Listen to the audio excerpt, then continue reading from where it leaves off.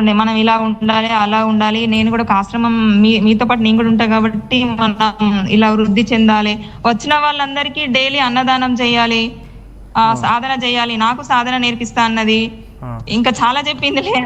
అవన్నీ చెప్పుకోలేను పర్సనల్. అంటే అమ్మ నేను ఏమంటున్నా అంటే ఇక్కడ మీరు డెఫినెట్గా అందుబాటులోకి వచ్చారు కాబట్టి ఈ రకంగా ఇంకొకరు బాధితులు కావద్దు. డెఫినెట్గా ఇక్కడతో మనం నిలిపివేయాలి కాబట్టి మిమ్మల్ని తీసుకొని ఇంత మాట్లాడాల్సి వస్తుంది. ఏం మాటలు చెప్పేది? సరే మీరు కొంత దైవ కార్యక్రమంలో ఉన్నారు కాబట్టి మీరు కొంత తనని పిలిచారు, మాట్లాడారు, పాపం గౌరవించారు. కానీ వర్షిని అటువంటి ఒక అమ్మాయిని తీసుకొని వెళ్ళిపోవడం, తర్వాత ఇంకొకరు అట్లాంటి చాలామంది ఉన్నారట. ఇంకా నాకు కూడా తెలియదు, ఇప్పుడిప్పుడే ఇన్వెస్టిగేషన్లో బయటపడుతున్నాయి, పోలీస్ ఇన్వెస్టిగేషన్ కూడా సాగే అవకాశం ఉంది. ఇటువంటి వాళ్ళు ఇంకొకసారి బయటికి రాకూడదు, బాధితులు కాకూడదంటే మీరు నోరు ఇప్పాల్సింది తప్పదిక. సో మీతో ఎటువంటి విధంగా మాట్లాడేవాడు అంటే మిమ్మల్ని బుజ్జగించినట్టుగా నేను చూసాను. దాంట్లో ఆడియో కూడా మీరు విడుదల చేసిన ఆడియోలో love you, miss you, kiss you ఇట్లా చాలా వ్యాఖ్యలు చేశాడు. అంటే మీతో ఎటువంటి విధంగా ప్రేమగా మాట్లాడేవాడు, మిమ్మల్ని ఏ రకంగా మచ్చిక చేసుకున్నాడు? అన్న తన మాటలే అట్రాక్ట్ అన్న. తనతో పాటు నేను ఇదివరకు కూడా మొన్న చెప్పిన, జస్ట్ ఒక 10 days తనతో పాటు ఉండండి, ఆటోమేటిక్ పడిపోతారు. ఒక రాధిక కాదు, వర్షిని కాదు, ఎవరైనా సరే పడిపోతుంది. వాళ్ళు అదే చెప్పమ్మా. అంటే ఏం మాట్లాడతాడు, ఎటువంటి విధంగా మాట్లాడతాడు అంటే మీకు నేను అది వాట్సాప్ వాయిస్ మెసేజ్ పంపాను చూడండి, అలాంటి మాటలు. అంటే అంగం ఉన్న వ్యక్తి కూడా మాట్లాడలేని మాటలు. అంటే అంత ప్రేమ, అంటే ఆ ప్రేమ మనం భరించలేము అన్న, అంత ప్రేమిస్తుంది.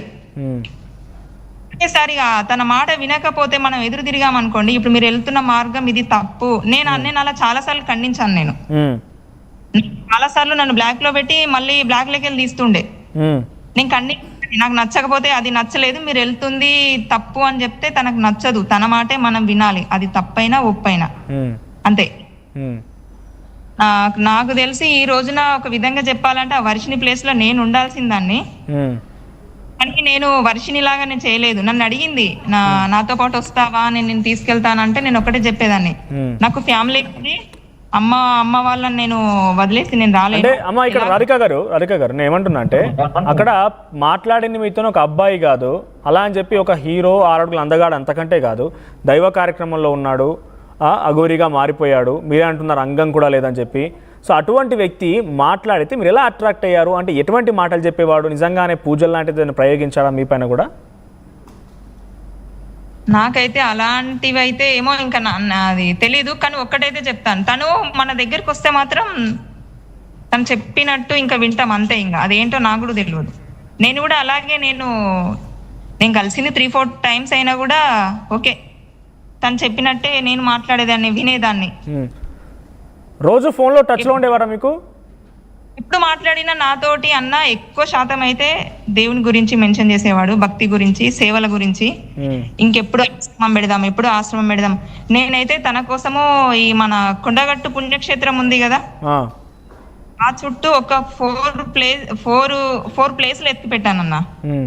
అవి నచ్చలేదని చెప్పారు. తర్వాత మన వెమ్లవాడ రూట్ లో ఒక 2 చోట్ల వెతికి పెట్టాను, అది నచ్చలేదని చెప్పిండు. లాస్ట్ గా వర్షం తీసుకొని వెళ్ళిపోయిండు ఈ సమయంలో. కాదమ్మా, మీతో మాట్లాడే సమయంలో రెగ్యులర్ గా ఫోన్ లో మాట్లాడేవాడు కదా, అంతలా ఏం మాట్లాడేవాడు ఫోన్ లో? ఎప్పుడు చూసినా సనాతన ధర్మం, మహిళలు అనుకునే వ్యక్తికి, సాధన చేస్తాను, గంటలు నేను ధ్యానంలో ఉంటానని చెప్పే వ్యక్తి మీతో ఫోన్ మాట్లాడేంత టైం ఉంటుందా? ఏం మాట్లాడేవాడు మీతో ఫోన్ లో? అన్న నేను ఒకటి చెప్పనా, తన సాధన ఎంతసేపు ఉంటుందో నాకు తెలియదు. ఒక పొద్దున 1 hour, సాయంత్రం ఒక 1/2 hour సాధన చేస్తాడు అనుకుంటా, నేను చూసాను. కానీ మిగతా సమయం అంతా నాకు తెలిసి మాట్లాడడానికి అంకితం చేస్తాడు. ఇంకొకటి ఏంటంటే, నేను తెలుసుకున్న ఇన్ఫర్మేషన్ లో ఎంపీలో కూడా ఒక నాతోటి మాటల ద్వారానే అన్నాడు, నా దగ్గర ప్రూఫ్స్ లేవు, అంటే జస్ట్ మాట్లాడుతుండే. ఎవరో ఒక అమ్మకి 2 పిల్లల తల్లి తన బాధ చెప్పుకోవడానికి, అంటే తనకి తన హస్బెండ్ ద్వారా ఏదో ప్రాబ్లం ఉందని వచ్చిండ్రు. వస్తే ఆ అమ్మాయి ఈ అఘోరి మాతతో తన ప్రాబ్లం చెప్పుకుంటూ ఉంటే తనంటే చాలా బాగుంది, అందంగా ఉంది, చాలా అద్భుతంగా ఉంది రాది అని చెప్తుండే. తన్ని కూడా నేను ఇష్టపడతానేమో అన్న భయం అవుతుంది అని అంటే, ఇలా ఎంతమందిని ఇష్టపడుకుంటూ వెళ్తావు, రేపటి రోజున తాళి కట్టు అంటే కూడా కడతావా అంటే, చెప్పలేము, నా దగ్గరకు వచ్చి నేను నీతోటి ఉంటానమ్మా, నేను మీతోటే ఉండాలంటే మీరు నన్ను పెళ్లి చేసుకోండి అంటే కూడా నేను తాళి కట్టేస్తాను అని అంటుండే. అంటే దాన్ని దృష్టిలో పెట్టుకొని నేను అంచనా వేసుకున్నది ఏంటి అంటే, తను నాకు తెలిసి ఎంక్వైరీ చేస్తే ఒక్కొక్క రాష్ట్రానికి ఒక్కొక్క అమ్మాయి ఉండొచ్చు. మరికి పడితే ఇప్పుడు అన్న ఇంకొకటి తనకు బేస్ ఏంటి తెలుసా, ఆడవాళ్ళ బాధలు చెప్పుకోవడానికి వచ్చినప్పుడు గట్టిగా తను మాటలతో అట్రాక్ట్ చేసుకుంటది. అవసరమైతే అది వాడేస్తే అయిపోతుంది.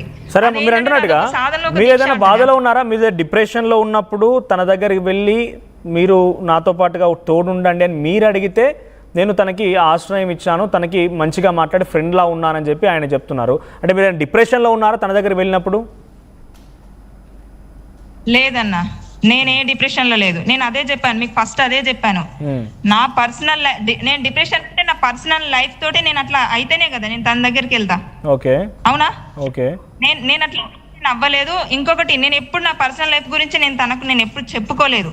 తను అడిగింది కాబట్టి నా పర్సనల్ లైఫ్ గురించి నా ఒక 4 ముక్కలు చెప్పాను అంతే తప్ప నేను పూర్తి కూడా నేను తనకు చెప్పలేదు. ఓకే, ఏం చెప్పారు? మీ పర్సనల్ లైఫ్ గురించి ఏం చెప్పారంటే ఆయన ఏం రాబట్టుకొని మిమ్మల్ని ఇంత అట్రాక్ట్ చేసే ప్రయత్నం చేశాడు?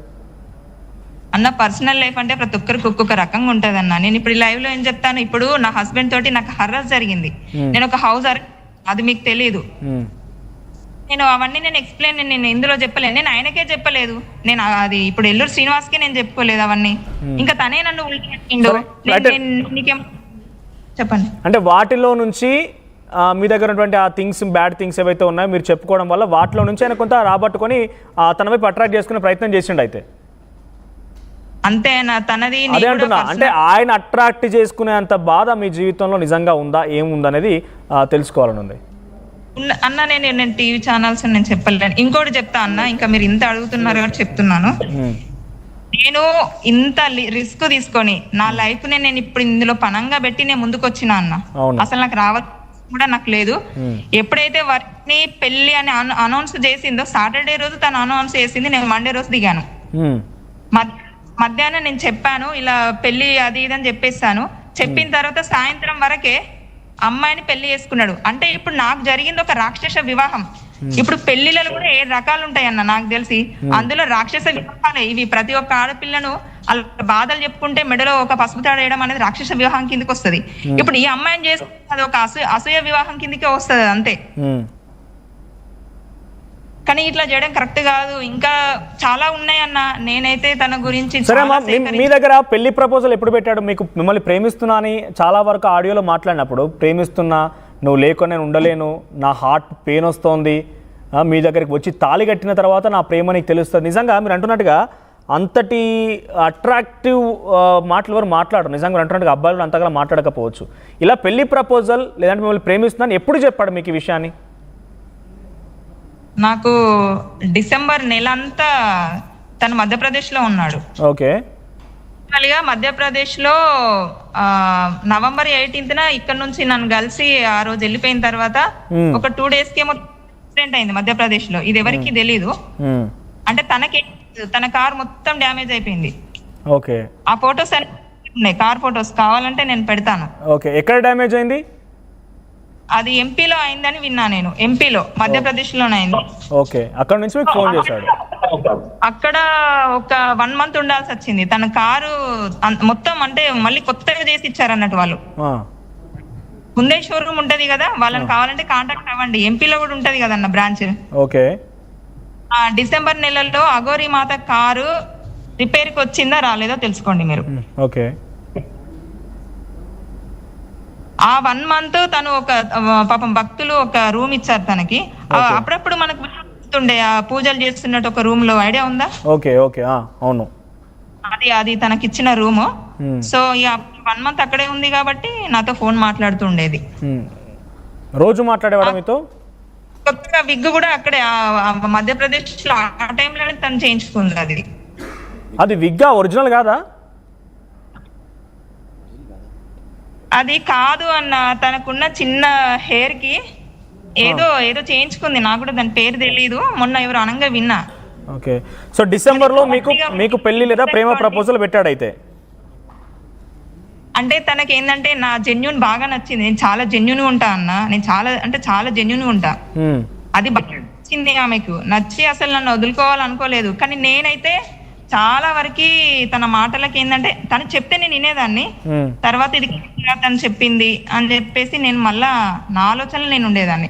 లేకపోతే ఈ రోజున మరొక శ్రీవర్షిని లైఫ్ స్పాయిల్ అవుతుంది. అదే అమ్మ, మీకు ఎప్పుడు ప్రపోజ్ చేసింది, మిమ్మల్ని పెళ్లి చేసుకుంటారని ఎప్పుడు చెప్పింది? మాటల మధ్యలోనే మనం కలిసి ఉండాలి, చెయ్యాలి, మనం ఇట్లా చేసుకుందాము, నాకు నిన్ను చూస్తే నాకు వదులుకోవాలనిపించట్లేదే అని ఇలాంటి కొన్ని ఇక చాలా లోతైన అంటే నిజమైన ప్రేమికులు మాట్లాడతారు చూడండి, అట్లా మాట్లాడుతుండే. సో ఇక అనుకుంది, కానీ నేను కూడా ఎక్స్పెక్ట్ చేయలేదు, నాకు కూడా మెడలో ఒకటి వేసేస్తుంది అని చెప్పేసి నేను కూడా అనుకోలే. అంటే నేను వెళ్ళి ఇట్లా నిలబడ్డాను, ఏదో మాట్లాడుతూ ఇలా అంటే అది సిచ్యువేషన్ ఎట్లా అంటే ఇంకా వేసేయడమే మెడలో, మనం అది ఇదేంటిది అని చూసుకునే లోపు ఇంకొకటి వేసేస్తుంది ఇంకా. కానీ ఒకటే అన్న, తను జనవరి 1న ఎంపీలో లేదు, తెలంగాణలో ఉంది. కావాలంటే ఇక్కడ మన జగిత్యాల నుంచి కరీంనగర్ రూట్ లో ఒకసారి వీడియో ఉంటే తెప్పించుకొని చూడండి అన్న. డెఫినెట్గా ట్రై చేద్దామమ్మా. నేనే